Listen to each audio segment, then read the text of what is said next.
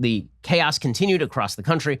Every time there is a controversial race case in which the media completely ignore the underlying facts in order to achieve what they want to achieve, which is further racial conflagration, further racial tension, this stuff breaks out every single time. And it's going to continue this way. I do not think it's going to end if Joe Biden becomes president, because who exactly is going to be sanguine about the octogenarian, barely awake, longtime senator who did nothing, making sure that all racial tensions in the country are quelled? Also, the Democratic Party and the media have set a goal that is unobtainable. It is just not there. It's not, you can't get to it.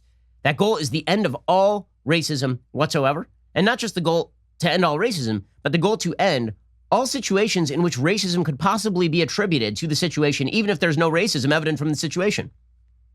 There's still no evidence that, number one, Breonna Taylor was shot on purpose. Number two, that Breonna Taylor was shot because she was black.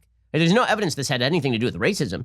It doesn't matter. It's seen as an element of the racist justice system, the racist policing system.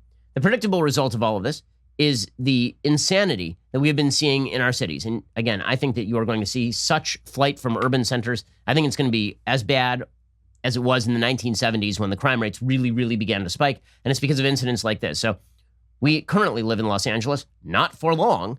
And one of the reasons that we do not want to live in Los Angeles is because of incidents like this. So yesterday, down in Hollywood, last night, there were protests over Breonna Taylor. About 350 people apparently showed up at these protests. And cars were attempting to get through because these are public streets. There are no permits taken out for these protests.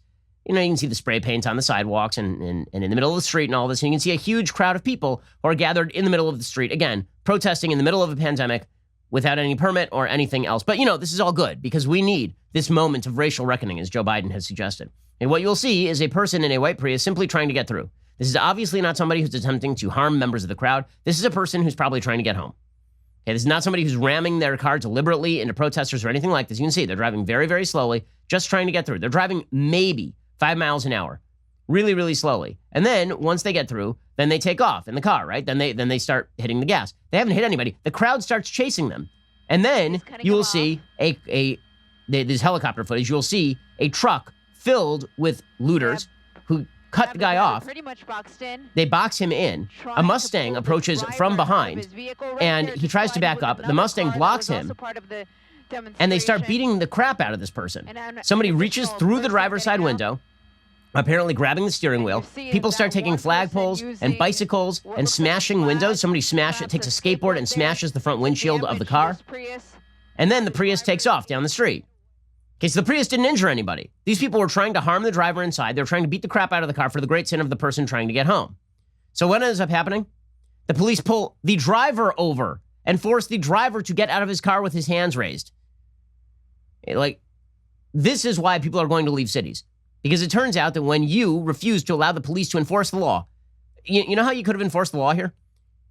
Large gatherings in the middle of a pandemic without a public permit should not be allowed. How is it that you can lock, I'm not kidding you, tens of millions of people across the country in their homes during a lockdown?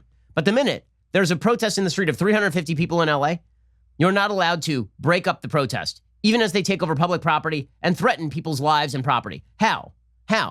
And the answer is because you back the movement, because you're kind of okay with what's going on. That is the only reason. Because if you weren't okay with what was going on, you would stop it. Meanwhile, Louisville turned into a hotbed last night again. Andy Ngo was on the ground in Louisville, and he got some tape of people performing acts of looting again in Louisville. So that was just wonderful. There was also my friend Ami Horowitz, friend of the show.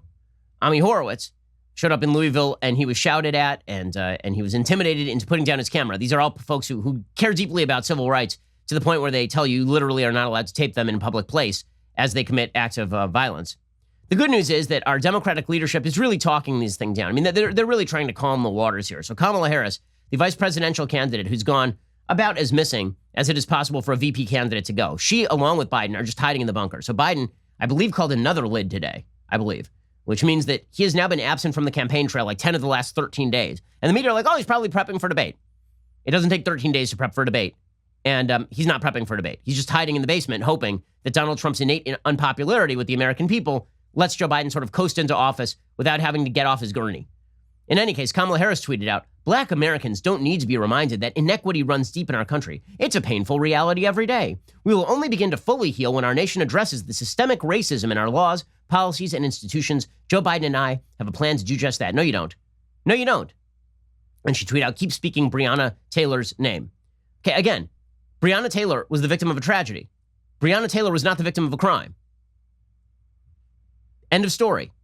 When you say, keep saying Breonna Taylor's name, what exactly about saying Breonna Taylor's name is going to be effective in effectuating change that will be useful? It's one thing if you're talking about revising some of the laws regarding no-knock warrants, although in this particular case, if they'd actually effectuated the no-knock warrant, Breonna Taylor might well be alive. The problem was that they knocked, and then they announced themselves, and then that allowed her boyfriend, Walker, to get up out of bed, grab a gun, and then shoot at the door, which is what caused the entire crossfire situation to happen. But beyond that, if you're talking about the horrors of the Breonna Taylor situation, the suggestion tacitly and implicitly there is that the police were in the wrong and that the police should have been prosecuted in the killing of Breonna Taylor, which again, there is no legal evidence to back this idea. It does not mesh with reality. It simply does not. It has not for months. Everybody who has studied this case and is honest about it knows that. There are certain cases where charges are warranted. Ahmaud Arbery. There are cases where certain charges are not warranted. Breonna Taylor is one of those cases. Hey, but when she says that we have a plan to end systemic racism, no, you don't. The entire use of the term systemic racism means that there is no plan. There is no way to end systemic racism except to tear down systems. That's why the term systemic racism includes the word systemic. If your plan to end systemic racism does not include tearing down systems, it in fact is about you being elected in order to run those systems, then you're not ending systemic racism, you are perpetuating systemic racism. And herein lies the problem, as I've been pointing out for a long time here. The chief proponents of so-called institutional or systemic racism suggest that the way you can tell systemic or institutional racism exists is by disparate impact, is by looking at the outcome of a particular law, and if it does not affect all communities equally, statistically speaking, it is a racist law and must be ended, or it's a racist system and must be torn down. Well, once you say systemic racism, and then you say, I have a plan to end it, unless you are tearing down the system, you do not have a plan to end it. You want to be part of the system. You are part of the problem. You're upholding the system. You're serving the system. This is why it is not a leap from Black Lives Matter movement, systemic racism arguments to defund the police. Because reforming the police is not in the cards. You're still reforming a system that is fundamentally based on slave catching, according to people like Ta-Nehisi Coates. So it does not matter whether you want to correct small ills. Small ills aren't the problem. The entire system is to blame. When Kamala Harris says systemic racism, what she means is, I'm speaking your language, but I'm not going to actually do what I say I'm going to do. I'm just going to hold out there the prospect that you're going to be able to tear down the system if you elect people like me. It's truly radical and it's truly ugly. Then, of course, you have Kamala Harris saying violence isn't the answer. Right? So she tweeted that out last night as well. She said that violence isn't, this is what she tweeted. She said, Joe Biden and I are keeping the police officers who were shot in Louisville in our hearts, wishing them a swift and speedy recovery. Violence is not the answer. We must find a way to express our grief, anger, and demands in ways that reflect the world we wish to see. Okay, two thoughts that are not really easily held at the same time. Thought number one, the entire system is racist. Thought number two, attempts to destroy the system through use of violence are bad. Okay, especially when your alternative is what? You're going to vote for these longtime politicians, including this former prosecutor, Kamala Harris? You can't have it both ways. If the system is worthy of being torn down, it's worthy of being torn down. And that means the people who serve the system are the bad guys. You can't say all cops are good people or most cops are good people, but really they are brown-shirted servants of a systemically racist system. That argument does not wash. And I think people inherently know that argument doesn't wash, which is why you are seeing all of this violence in the streets. Now wait, before you go, you have to know we are moving YouTube channels. Videos like this one will only be available on my personal YouTube channel, Ben Shapiro, starting September 28th. Click on the link in the description to subscribe so you don't miss a beat.